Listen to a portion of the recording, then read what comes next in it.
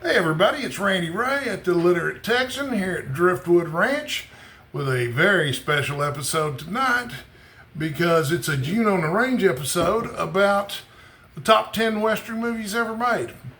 And of course, I'm always reluctant to be so arrogant as to think that out of every Western movie ever made, I can narrow it down to the best 10 by quality. One, I'm not sure that my critical acuity is so great that I'd be the right person to ask. And number two, I haven't seen nearly all the Western movies that have been made. I mean, it's an extremely popular genre of film. I was telling a friend of mine this morning, I grew up in a small town in Texas called Bonham, Texas. And my dad told me that at one time they had 3 movie theaters in Bonham, Texas. This would have been in the 1950s, of course. But they had 3 movie theaters, and one of them showed nothing but Westerns. That's all they showed was Westerns. Westerns were huge. So, but I do have a love of Westerns. And I feel like I do have a fair amount of knowledge about the genre and specific films in that genre. And I have no problem putting forward my 10 favorite Westerns. So I would think of this more as a, Randy Ray, the Literate Texan's top 10 favorite Westerns than any kind of list with any kind of validity.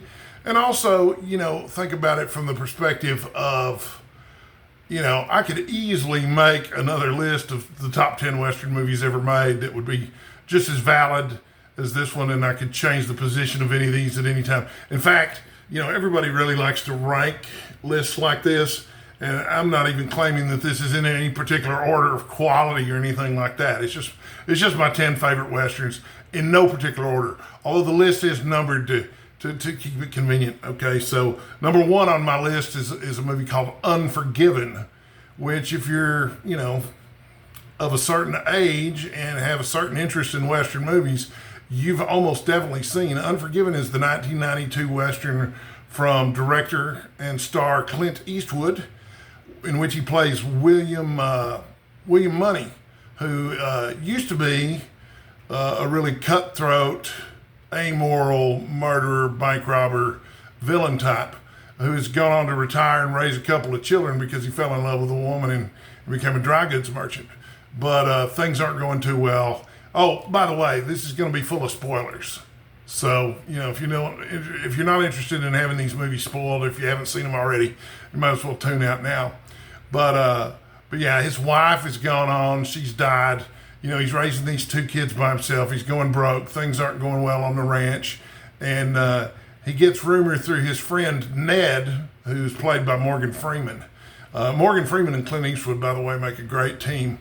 But there's a bounty on this young cowboy's head because he cut up a soiled dove in Big Whiskey, which is sheriffed by Gene Hackman's character, who is Little Bill.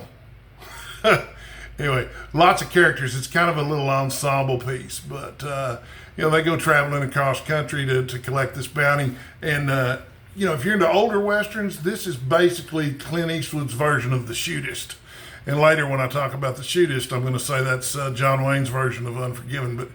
But yeah, it's basically about this, old badass gunslinger who's not nearly the badass that he thought he was and is now wondering if he was ever nearly the badass that he once was. So that's my number 1 on the list. Like I say, this isn't in any particular order, though. Number 2 on my list is The Searchers from 1956, which has a pretty strong claim to my favorite film of all time. The Searchers was directed by John Ford and stars John Wayne. It also co-stars Jeffrey Hunter. I can never remember Jeffrey Hunter's name, so I've got it written down here. Jeffrey Hunter was going to be the Captain Christopher Pike on Star Trek during the original pilot. And we would have had a very different Star Trek franchise had that actually come to fruition. But Hunter wound up dying fairly young. I don't know that he certainly didn't live nearly as long as William Shatner's hung in there. Also, Ward Bond is in it. But The Searchers, the interesting thing about The Searchers is that there's many interesting things about it because it's a very multifaceted, layered film. But the main thing that's interesting about it to me is the darkness of the main character played by John Wayne. His character's not a good guy. although he does have a redemption of sorts towards the end of the movie. But it's about a family whose nieces are taken into captivity by some Comanche Indians who've raided their place. John Wayne has come back from the Civil War, still wearing his Civil War uniform, by the way, and he gets back just in time for the Comanches to raid, and he spends the next several years with his adopted nephew or cousin, or I'm not sure how the relationship between him and Jeffrey Hunter is explained, but they spend the next 5 years searching for the nieces. I won't spoil what happens when they eventually find them, but I will say it's one of the most beautifully shot, wonderful westerns.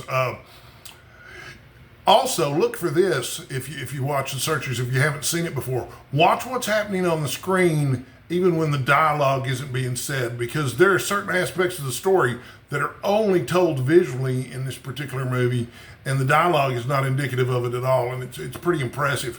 But when you consider that John Ford got his start making silent films, it's not so surprising. Number 3 on my list is Shane from 1953. I have multiple reasons for listing this here. One of those is that I have a friend named Shane who was actually named after this particular movie. It's one of my favorite Western novels. I read it last year for June on the Range. It stars Alan Ladd and several other people. Alan Ladd is Jack Palance is the villain, but Alan Ladd's an interesting leading man in Hollywood. He was only 5'4", and so of course, in Shane he doesn't really have a female lead, but in some of the film noirs that he starred in, he did have female leads, and they had to pair him up with someone who was as short as him, and so he wound up being paired with Veronica Lake for several films. But yeah, it's an interesting movie, and a lot of it has to do with the relationship of this old gunslinger who's trying to settle down now that the West is starting to settle down, and this boy on a ranch where he goes to work. And so there's a love triangle. There's a couple of love triangles of sorts in here, but one of the love triangles is between the father and the son, and Shane and his son, and the father's son that runs the ranch. So number 4 on my list, this is kind of an interesting one to me, is Day of Anger, which was made in 1967 and stars Lee Van Cleef. Day of Anger is a spaghetti western, and I didn't want to go with any of the usual suspects for a spaghetti western here. Day of Anger is one of my favorites because in places it's very surreal. The main character is an orphan or a bastard, and his job apparently is to roam around town and empty all the outhouses and the overnight jars, and which is probably not the most prestigious job in town. And everybody treats the main character really terribly until Lee Van Cleef comes into town, and he kind of takes him under his wing. And Lee Van Cleef is one of these old badass gunslingers. But the boy also has another good influence, an older gunslinger who's a good guy.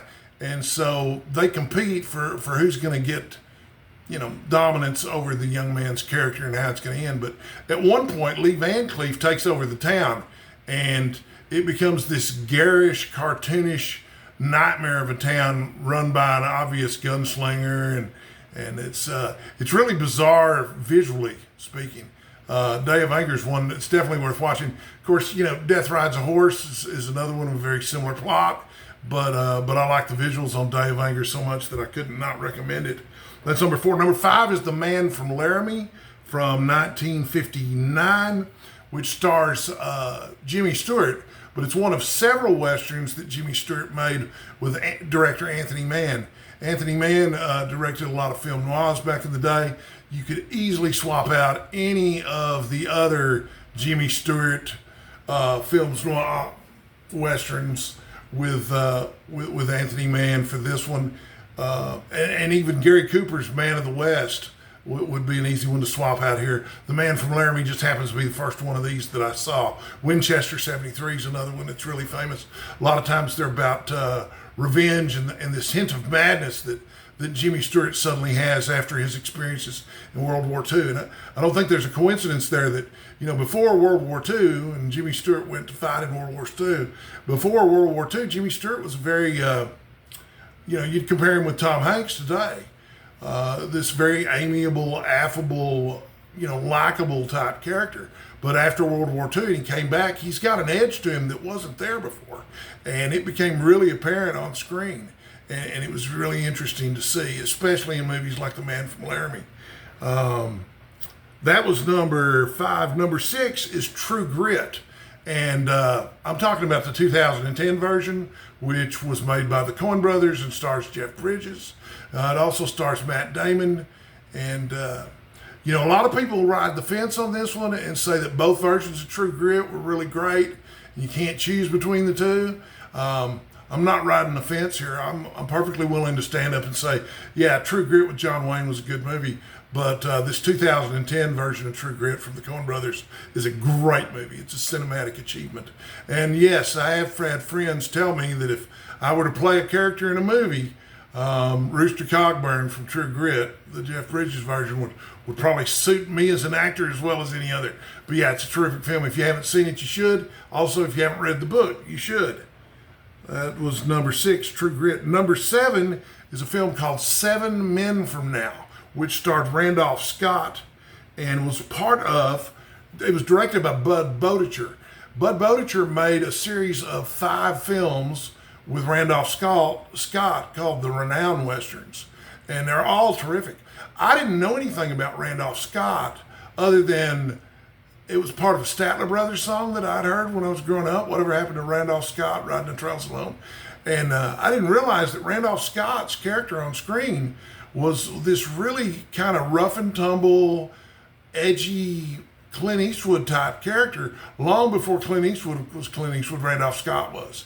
And 7 Men From Now, I've seen all these others, but 7 Men From Now was my favorite of his collaborations with Bud Boetticher. And yeah, he doesn't pull any punches with people, men or women, when he talks to them in this movie. Number 8 is The Shootist, 1976. Stars John Wayne, Lauren Bacall, and little Opie Cunningham, Ron Howard.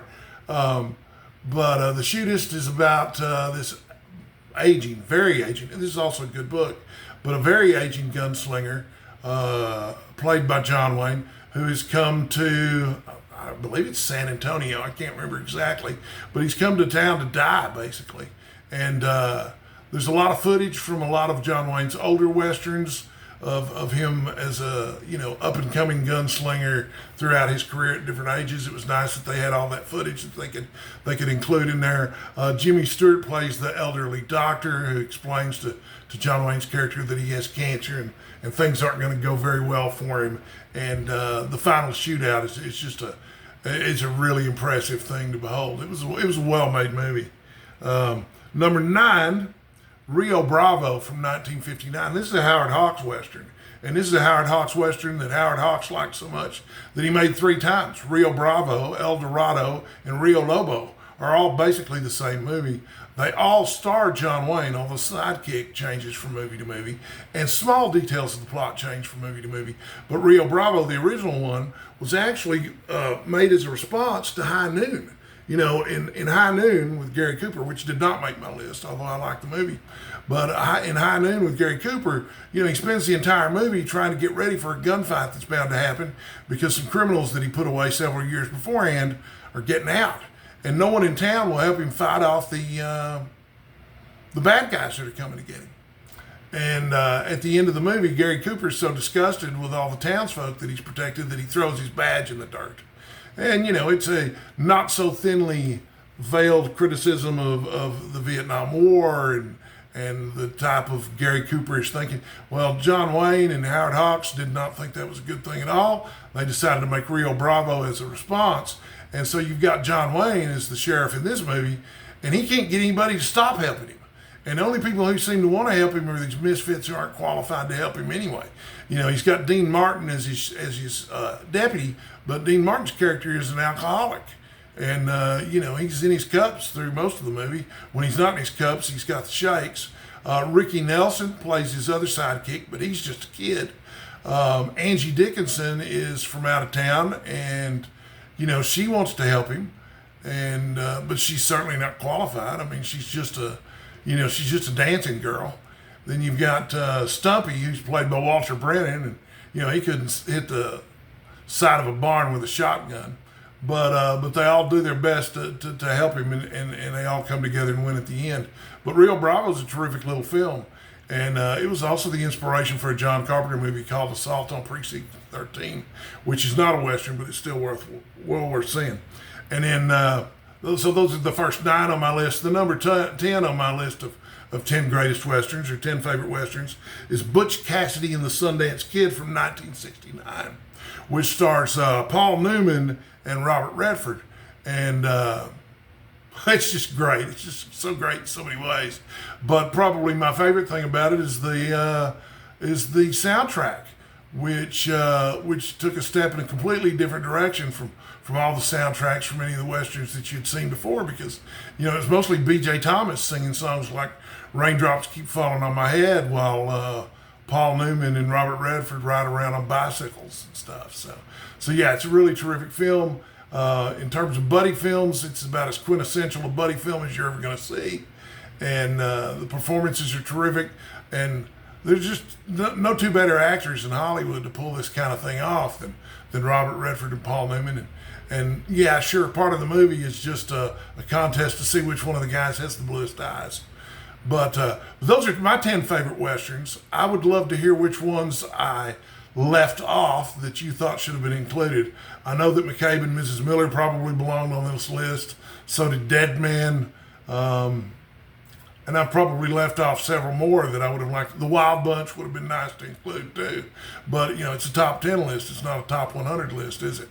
So, but I could have easily included those and left some of these off. But I would love to hear some of your comments down below. And thanks for watching. I'm sorry if my voice is a little hoarse tonight. Sometimes it gets like that. Until my next video, you guys stay sexy and stay hydrated.